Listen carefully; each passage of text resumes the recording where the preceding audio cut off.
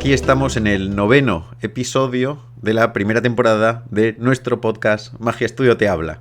En esta ajetreadísima semana del Black Friday que lleva desde el viernes 22 y terminará el lunes 2 de diciembre con el Cyber Monday. Las ofertas no van cambiando de día a día, pero recuerda que tenemos en nuestra página web, y también las puedes venir a la tienda a buscar, una categoría llena de ofertas, sobre todo dedicadas a nuestros productos y también a algunas de esas otras cosillas que tenemos en la tienda que me gustan mucho y que a veces pasan desapercibido, que yo recuerda que tengo siempre en la cabeza esa sensación de que hay que curar la magia, en el sentido ese de elegir buena magia y distribuirla, y también huir un poco de la carrera de las novedades. Aunque hoy también voy a hablarte de 3 novedades en una parte, que voy a hacer un poco una review de productos, que también es una cosa que me pedís mucho, pero fuera de eso tenemos también un montón de material interesante que siempre se queda por ahí de fondo y no merece nada la pena perder. Algunas de las cosas ya volaron, de carteras y monederos prácticamente no queda nada, así que me tocará también estas semanas ponerme a coser y a fabricar cosas, porque se viene también ya a punto la temporada de Navidad. O sea, eso ya está al llegar. Terminamos esto y toca ponerse a fabricar las cosas de Navidad, algunas cajas para niños que hacemos todos los años, las cosas que tenemos que sacar ahora, esa agenda de la que te hablo normalmente.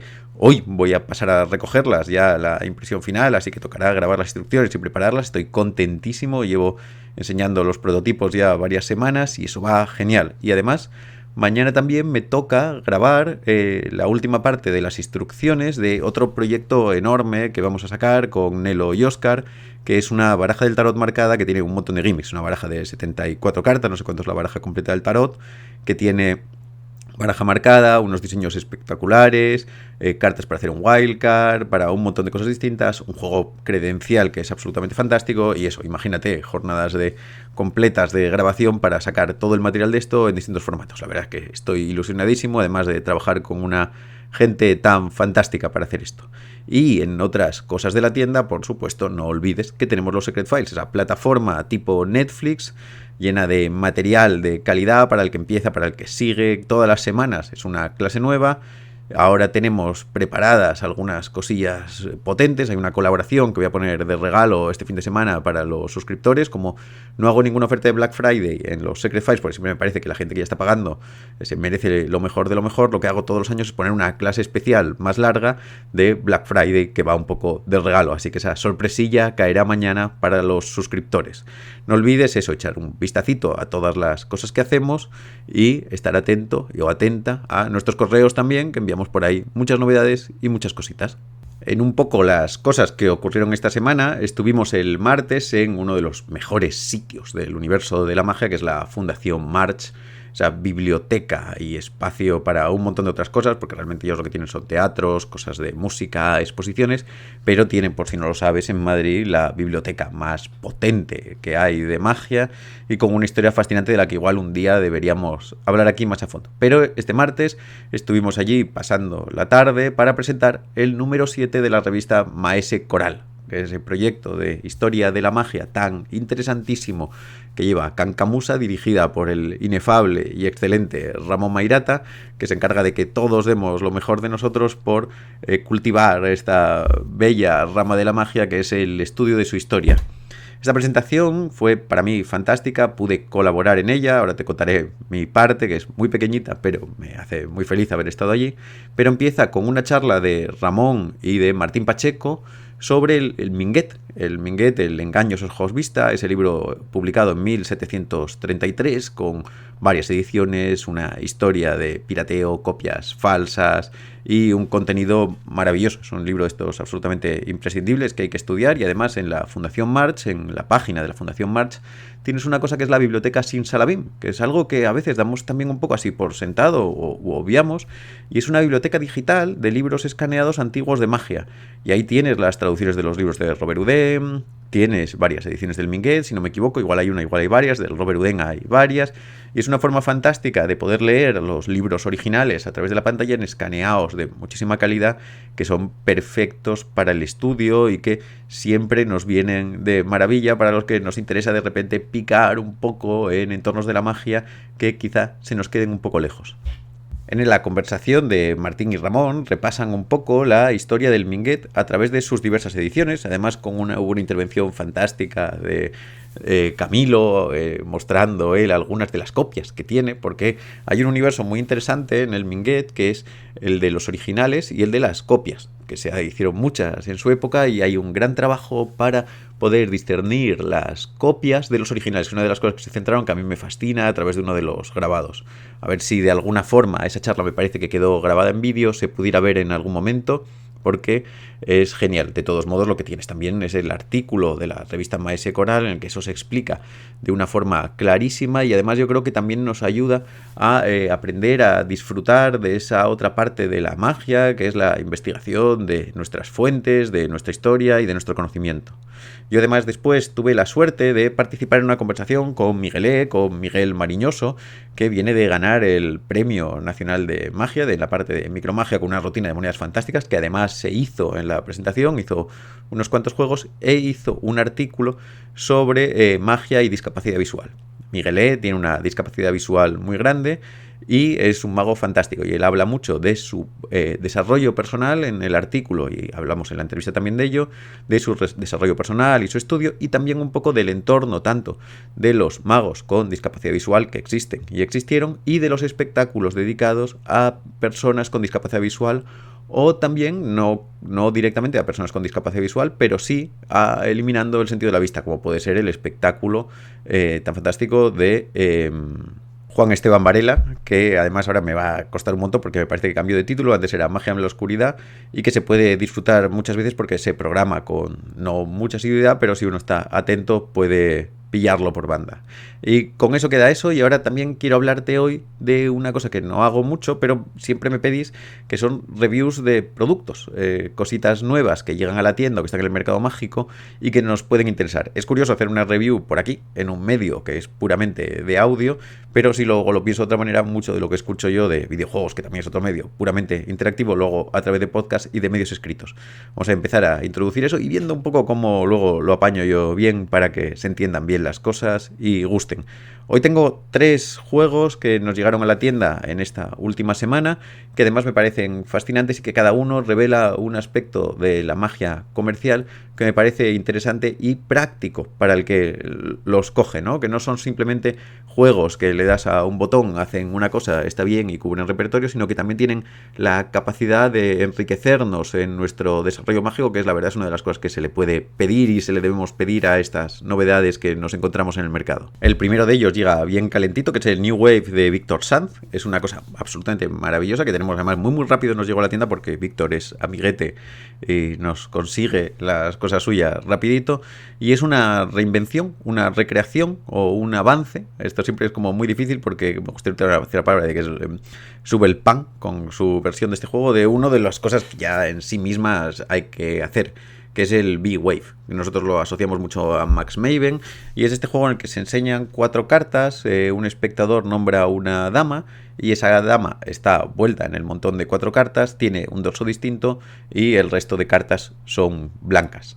Lo que hace Víctor en esta versión que tiene, en el New Wave, que comercializa Joao Miranda, es elevar esto a su enésima potencia. Me parece que lo convierte en un juego perfecto para ya hacer en unas condiciones más amplias. Se puede hacer de cóctel perfectamente, pero ya también lo puede introducir en situaciones de salón o de magia de cerca formal. ¿Por qué? La diferencia del juego de Víctor es que en el caso original lo que tenemos es la posibilidad de elegir una de las 4 damas. Nosotros ya ponemos el valor sobre la mesa. Sin embargo, Víctor lo que hace es permitirnos elegir primero el valor. Nosotros decimos el valor de la carta y luego se elige el palo. De tal manera que lo que hay vuelto entre las 4 cartas blancas es una carta cualquiera, libremente elegida o pensada o en realidad nombrada, que va ahí del tirón. Para mí es un avance enorme. Hay gente que puede decir, bueno, el juego original está bien, y por supuesto está perfecto, hazlo, es un juego que hay que hacer una y otra vez, pero también hay veces que nosotros podemos querer darle a un efecto una potencialidad escénica mayor y entender qué es lo que le podemos añadir para que la fuerza de la presentación, o sea, de las condiciones previas al efecto, mejoren. En el caso de Víctor, lo que hace es sacar una cartera y enseñar que hay 4 cartas en un compartimento transparente. Un espectador nombra el palo, saca las 4 cartas, se elige, nombra el valor, perdona, no el palo, saca las 4 cartas y después se elige el valor y es la carta que está vuelta, que tiene un dorso rojo, las demás son azules y las otras además tienen la cara blanca. En eso ahí retoma el clásico. La gran diferencia para mí es el hecho de poder darle al desarrollo inicial del efecto una gran potencia, porque el sacar la cartera, el poder dedicarle mucho énfasis a la elección del valor, perdona, digo el palo una y otra vez, pero es el valor, es muy fuerte, sobre todo porque hace que el juego se extienda en el tiempo, que en el otro caso va muy directo, que es una cosa fantástica para hacer de cerca, pero en este caso se extiende en el tiempo y permite una presentación muy ampliada. Encima lo que recibes es todo el material trucado, una cartera de cuero especial y todas las cartas. En las explicaciones te cuentan cómo hacer esto directamente con el juego de B-Wave, pero en el fondo, si nosotros lo pensáramos esto un poco de forma un poco más abierta, lo que tenemos es un sistema de 13 salidas que salen de la cartera de una forma muy abierta, así que quien dice que lo que tenga son las cartas así puestas, también podríamos convertirlo en números, palabras o lo que fuera, lo que hace que para mí sea una herramienta fantástica de trabajo. Échale un vistacito porque esas cosas también van a volar y además se va a convertir en uno de los hits de la temporada.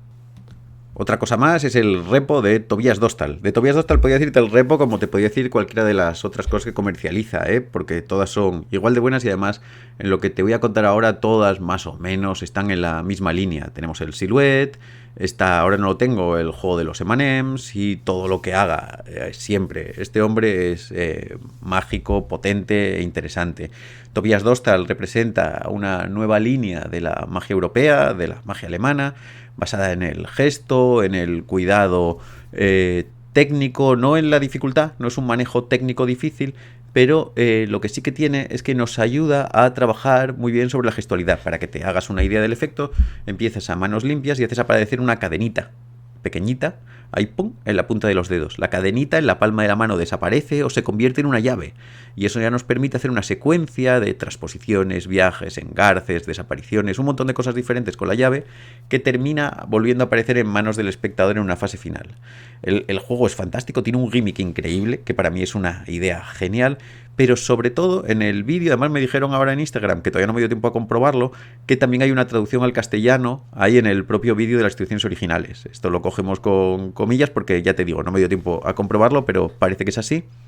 Lo interesante también de todo esto, del trabajo de Tobias, es que nos ayuda a entender la magia no desde un aspecto puramente técnico, como te digo, basado en manejos duros, sino en el trabajo de la gestualidad. Y encima siempre con juegos que se salen de la tónica común. Aquí tenemos una cadenita y una llave que hacen una secuencia visual muy suave. Tiene un manejo casi de una danza de ballet, basado más en los pequeños gestos, como te decía, lo estoy repitiendo mucho, que en la técnica dura. A mí me encanta, todo lo que hay de Tobias, la verdad es que me gusta muchísimo practicarlo, ensayarlo y jugar con ello y luego hacerlo, porque son efectos muy distintos, muy originales y muy potentes. No dejes de echarle un ojo, recuerda que vas a tener que ensayarlo un poco, pero creo que puedes salir haciendo mejor magia de cualquier otro tipo después de manejar bien este repo de Tobias Dostal.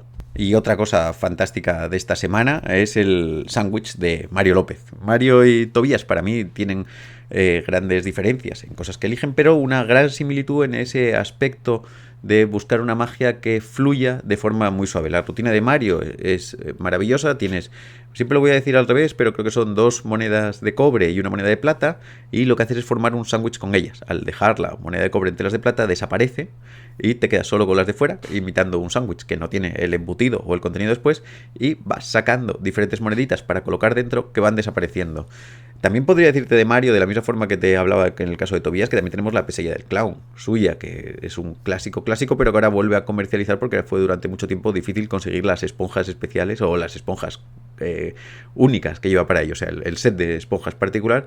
La rutina de la pesilla del clown es una de las que inauguró la nueva magia con bolas de esponja en su momento. Es una secuencia fantástica que se puede hacer de forma hablada, de forma visual. Es una esponja grande que el mago quiere hacer desaparecer y no es capaz, y va arrancándole cachitos hasta que se convierte en algo tan pequeño que desaparece.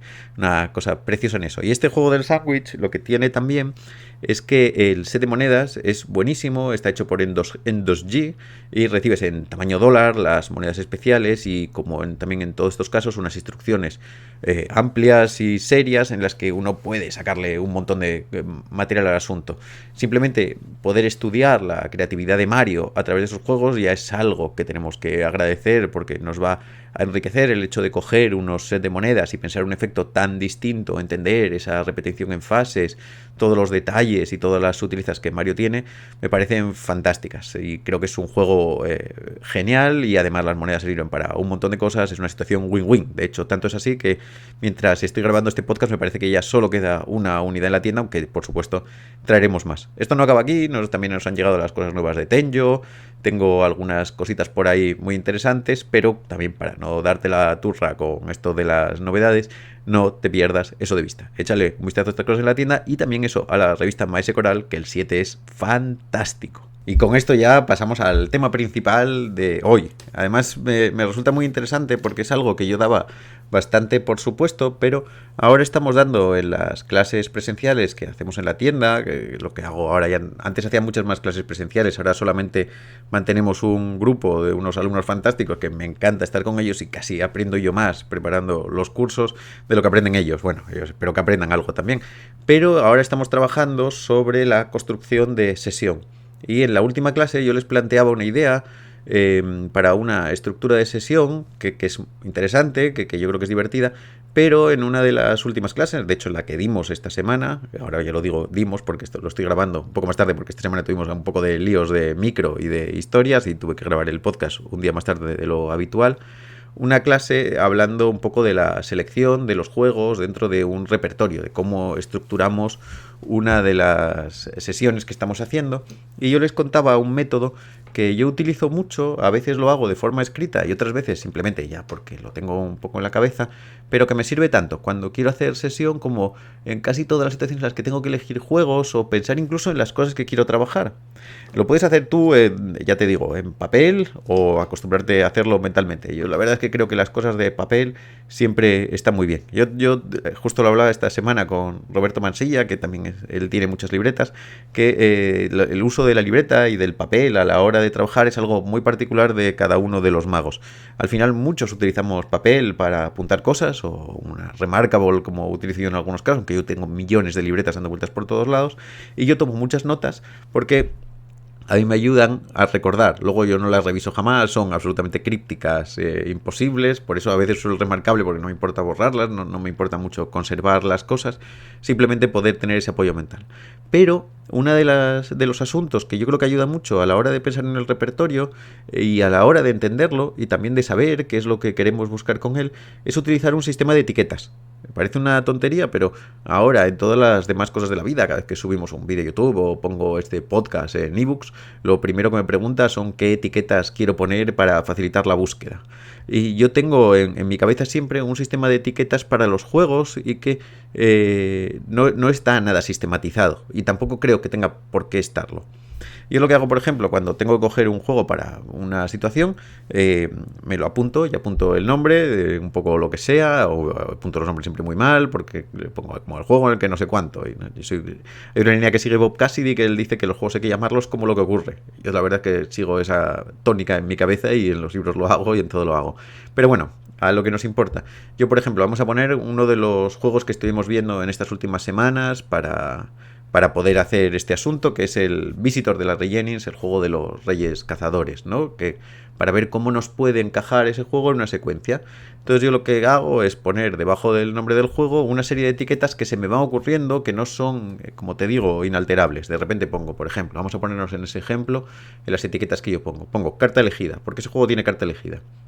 Pongo que tiene viajes, porque hay un viaje de una carta, bueno, los Reyes Cazadores, si no, o el Visitor de las Regenings lo puedes buscar por ahí, es ese juego clásico en el que hay 2 reyes rojos y 2 reyes negros o damas o lo que sea, y la baraja se corta en 2 montones, una carta elegida se coloca entre los rojos, que se pierden en el centro de uno de los 2 montones, y la carta elegida viaja a los otros 2 reyes, y luego desaparece de ahí, vuelve a estar en el montón original entre los otros. Una explicación malísima del juego, pero tampoco me quería enrollar mucho. Pero bueno, para que nos veamos ahí. Yo pongo carta elegida, pongo hay viajes. Por ejemplo, yo en este pongo sandwichero. No porque sea un sándwich, no, la carta no es un efecto sándwich, pero sí hay esta situación clara en la que la carta va a estar entre dos reyes. Así que pienso que el término sandwichero me sirve porque es un tag que me indica. Como ves, no es nada metódico, pero a mí me sirve. También pongo, es un juego expansivo, porque hay 2 montones en la mesa, es un juego amplio, y pongo, por ejemplo, duración media. Y pongo directo, porque hay varias cosas de magia que ocurren en el efecto entre medias, ¿no? En contraposición a otros de los juegos que yo hago, en los que, por ejemplo, solo hay un efecto que ocurre al final de una secuencia muy larga. Esto cada uno tiene que ir eligiéndolo un poco en las posibilidades de su cabeza. Y por ejemplo, este se puede hacer con carta firmada. La carta no tiene por qué estar firmada. Pero entonces pongo firmada y le pongo un signo de interrogación al final. Y de esa manera, pues más o menos me voy yo un poco equilibrando todo el asunto y definiendo el juego. Esas etiquetas puede que luego se tengan que ver ampliadas después, porque si lo que quiero hacer es montar una sesión, lo que voy a hacer es coger el siguiente juego y volver a utilizar ese sistema de etiquetas, que a veces puedo llevar, por ejemplo, a la charla, a la emoción, al tema, a lo que yo tenga en la cabeza en ese momento que me pueda resultar importante. Entonces luego cojo los juegos y digo, bueno, yo lo que quiero hacer en esta secuencia es dejarme los reyes para después, para seguir haciendo algo con ellos en el siguiente juego. Entonces cojo y se me ocurre una rutina de sándwich. Entonces pongo sándwich, no sé cuánto, y sándwich. Y veo, que es lo que me interesa un poco de este asunto, la correlación en esa línea vertical que tengo de los efectos que voy a utilizar en esa sesión, ¿no? Que los pongo todos en orden, o las posibilidades, porque muchas veces estas, por ejemplo, en el ejemplo de las clases, que es como lo estoy utilizando ahora yo mucho para construir, como no son mis sesiones particulares y estoy buscando repertorio para cada una de ellas, las etiquetas me vienen muy bien, porque al elegir la siguiente ya miro qué juegos pueden encajar, qué lista de etiquetas tienen, y en función de esa elección el juego se va fuera o se va dentro. Por ejemplo, si veo, digo, joder, que aquí tengo el primero, segundo y tercero tienen carta elegida como etiqueta, o hay 2 seguidos que tienen el sándwich, o de repente hay 3 que son muy cortos, o tengo esa línea, empiezo a poder discernir si hay patrones que se repitan, y si esos patrones que se repitan me puedan interesar o no interesar, porque claro, el hecho de que una etiqueta se repita puede ser positivo, pero a veces no. Y a veces lo que nos pasa es que para poder llegar a estas conclusiones lo que tenemos que hacer es empezar a pelearnos una y otra vez hasta entender los ritmos, mucho con el ensayo y con lo que nos dice el público, y además muchas de ellas nos pasan desapercibidas. Esto es una cosa interesante que rehice en mi show, o sea, en el Puñado de Mentiras, que es curiosa, porque una de las cosas que trabajé en este sistema de etiquetas, lo primero era que empecé a marcar todas las veces que los espectadores salían. Entonces decía, vaya, salen, y el ritmo en el que veo en ese gráfico de salen y se sientan no me gustaba a mí mucho. Así que lo que hice fue cambiarlo para que introducir una etiqueta de espectadores en su sitio y poder utilizar esas dos para que, viendo el juego desde fuera, yo sintiera que había una buena danza, un buen ritmo de transición de un elemento al otro. Otro de los casos, y este es muy llamativo y al final también es uno de esos ejemplos en los que simplemente discernir esos patrones que van apareciendo nos puede venir bien, es que yo una de las cosas que hago es que pido firmar un montón de cartas. En los juegos que hago siempre se firman cartas, en los de la sesión, luego en la vida normal fuera de ello no hay tanto. Y al empezar a mirarlo y decir se firma, me di cuenta de que ese patrón estaba ahí, pero podía haber optado por esas 2 líneas. Una es renunciar a ello, que esa es la línea A, ¿no? Renunciar a ello y quitar cartas firmadas y quitar juegos del repertorio los que les ocurriera cosas de una carta firmada, o B, entenderlo y hacer algo con ello. Lo que hago ahora es una solución muy sencilla y muy tonta, pero hago una pequeña mención cuando el primer espectador firma una carta. Tengo un pequeño speech con la primera carta firmada en el que explico que durante este espectáculo se van a firmar muchas cartas, que nos va a ayudar a todos un montón a relajar la memoria y a pasarlo bien, y ahí ya tiro. Y con eso dicho, ya yo no es necesario para el público, quiero decir, llevo haciéndolo muchos años y no había pasado nada, espero. Bueno, igual de repente la gente se le decía, es que todo el rato firmando cartas con ese patrón. Pero el hecho de ya explicar que ese patrón va a existir me permite que cuando vuelva a ello se entienda, pueda hacer alguna mención 2 o 3 juegos después para recuperar un poco ese asunto y que se integre de una forma más cómoda y más amable con el devenir del espectáculo, que eso también es una buena idea. Una de las cosas que podría ser genial si fueras una persona metódica, no como yo, es hacerte una lista en un Excel. Si eres de la gente que maneja Excel, yo solo lo uso como si fuera un Word con cuadraditos, pero si lo supieras hacer, podrías coger los juegos de tu repertorio y de los juegos, en este caso, Y ya pensando un poco en estas construcciones, porque ya no estoy hablando aquí solamente de cuando construimos nuestro espectáculo, sino cuando queremos montar algunas cositas para hacer algún día sueltas, tener 3 o 4 juegos para hacer entre amigos, o estas pequeñas historias que siempre estamos haciendo porque variamos un poco de nuestros juegos personales para poder sentir un poco toda la magia que hay. Te pones toda esa línea de los juegos que te gustaría trabajar, todos los juegos que estás trabajando, los juegos que estás estudiando, y le haces esa serie de etiquetillas. De esa manera, igual si un día te quieres poner a construir un espectáculo concreto o un pequeño acto, podrías hacer la búsqueda inversa. Yo lo que hago es coger los juegos y mirar las etiquetas y ver cómo eso me armoniza. Me da como una visión de distancia, es como ver el mapa de lejos de lo que estoy haciendo y también diferenciar las cosas que se me puedan estar pasando por alto. Pero podrías seguir la línea contraria. O sea, pensar, quiero hacerme esta historia, ¿qué etiquetas me gustaría que tuviera? Me gustaría que tuviera un juego de póker, que tuvieran ninguna carta elegida nunca, que hubiera varias secuencias muy visuales, que luego me va a quedar más sueltos aquí 4 ases, pues uno que tuviera 4 ases y que luego además tuviera una localización de ases. Y entonces tenemos toda esa serie de etiquetas que nos van a ayudar también mucho en la búsqueda. Claro, si lo sistematizas bien, te va a ayudar a tener un mejor motor de búsqueda, pero no creo que sea esencialmente necesario, porque me parece que es mejor como herramienta de análisis para nosotros mismos que planteándola un poco como una forma mecánica y de fuera. Yo soy muy poco metódico para estas cosas y que tengo que buscar una forma muy fácil. En cualquier caso, todo ese sistema de entender el repertorio para mí es muy importante. Muchas veces no nos damos cuenta de los patrones recurrentes. Otra de las cosas que, por ejemplo, a mí me afecta mucho al pensar en estas cosas, que yo pongo siempre, es esta secuencia que es elección, pérdida de carta. Esa para mí es una de las claves principales. Y es ese hecho de que hay muchos juegos que empiezan dando a elegir una carta, la carta se pierde y hay un proceso que se repite. Para mí, por ejemplo, eso sí que es un red flag, es una bandera roja, el de repente ver que hay un momento que está clave y que va 2 veces. O, por ejemplo, el falso fallo o el ping-ping, yo lo llamo así, que es cuando pasa algo que parece que no es y luego es otra cosa, que no tiene por qué ser un fallo, pero no se tiene que vender como un fallo. Pero, por ejemplo, ese carácter sorpresivo de ese momento, yo no quiero que se repita. A veces para mí en la cabeza no pasa nada y no me doy cuenta, pero el poder verlo me ayuda un poco también a enriquecer las experiencias, a fomentar las cosas que me gustan de un juego a través de lo que estoy viendo de él y a también disminuir las otras y adaptarlo también a situaciones, porque esas son cosas móviles, ¿no? Un juego, como te decía, una cosa de carta elegida, pues se puede quitar la carta elegida o reaprovecharla de un juego anterior y ahí también poder trabajar un poco con ello. Sea como sea, quería compartirlo contigo porque es una de las cositas que yo hago habitualmente, que pensé que eran más normales y que veo que no todo el mundo hace, pero que creo que nos pueden ayudar mucho a mejorar ese diálogo con los efectos. Espero que esto te haya gustado. Estamos, recuérdalo, aquí a tope en un montón de historias.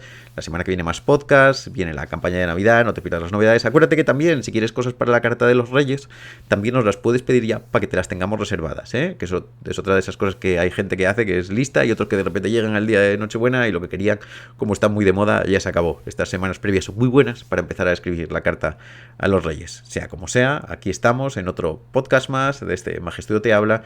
Espero que lo hayas disfrutado. Recuerda, cualquier comentario, todas estas historias a mí me ayudan muchísimo, un poco a crecer, a cualquier cosa, pero yo realmente me lo paso muy bien aquí compartiendo el rato contigo y me alegra mucho que cada vez más personas os acerquéis a mí contándome que estáis escuchando el podcast, porque estas cosas que se hacen así muy en privado, en casa, está muy bonito ver que se comparten y que se disfrutan y que nos ayudan a comunicarnos entre todos nosotros en la distancia.